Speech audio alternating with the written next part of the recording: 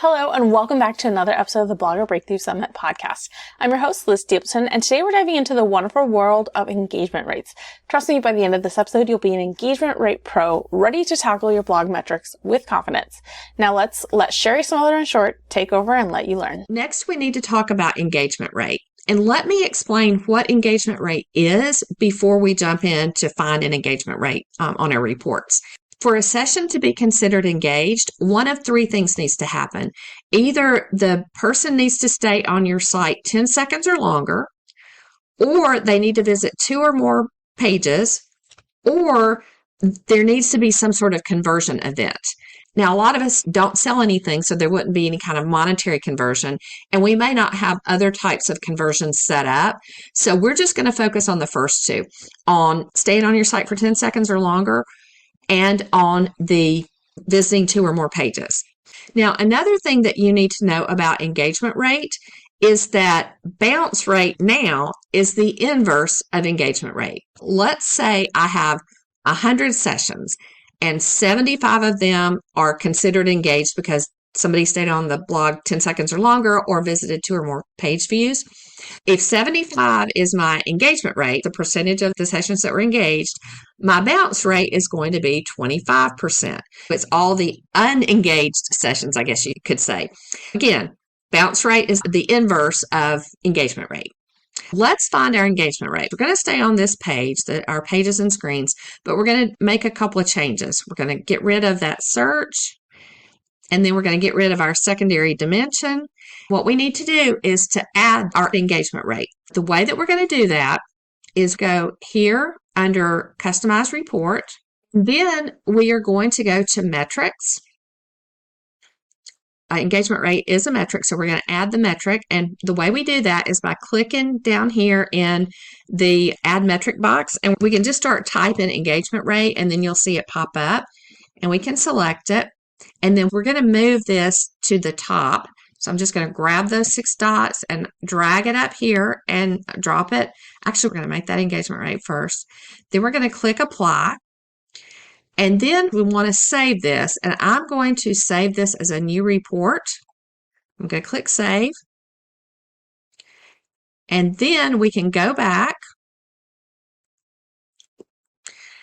Now that we've got engagement rate on here, we don't want to sort by engagement rate. And let me tell you why. This blog post here has gotten 2 visits and it's considered 100% engaged. That is meaningless when you've only had 2 views to the page. So we're going to hover over here. If you look just to the left of views, you see that little gray down arrow. We're going to click on that, and that's going to sort it in descending order by our page views. I'm going to give myself 50 rows here.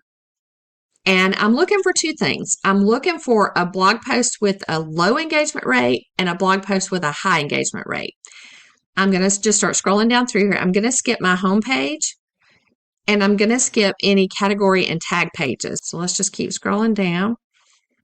Let's choose this handmade hiking sticks for our high engagement rate post. And then let's see. And we're going to use this kids fingerprint activity for our low engagement post. Now, what I want you to do once you identify those things is open each of those in a separate tab. So you'll have both of them open so you can look at both of them. So what we're looking for when we have those 2 posts open is, what are the differences between the 2? What do we have in that high engagement post, the hiking stick post, that makes people stick around or visit 2 or more pages that we don't have in the fingerprint activity? Or what do we have in the fingerprint activity that we don't have in the hiking stick activity that we might need to delete out? So we're just going to do a comparison. Let's start at the top and just review these 2 posts. Does one of them have a paragraph before they have a picture and one doesn't have that? Does the paragraph say something like, use this fingerprint activity for your Cub Scouts, where the hiking stick one may say something like, your Cub Scouts are going to love making their own hiking sticks that they can actually use or even give as a gift. So think about, is that more compelling than the wording that's in that first paragraph? Think about that. What am I saying at the beginning that's going to make somebody want to look down through there and stay on that blog post a little bit longer? Then I want you to look at where your links are.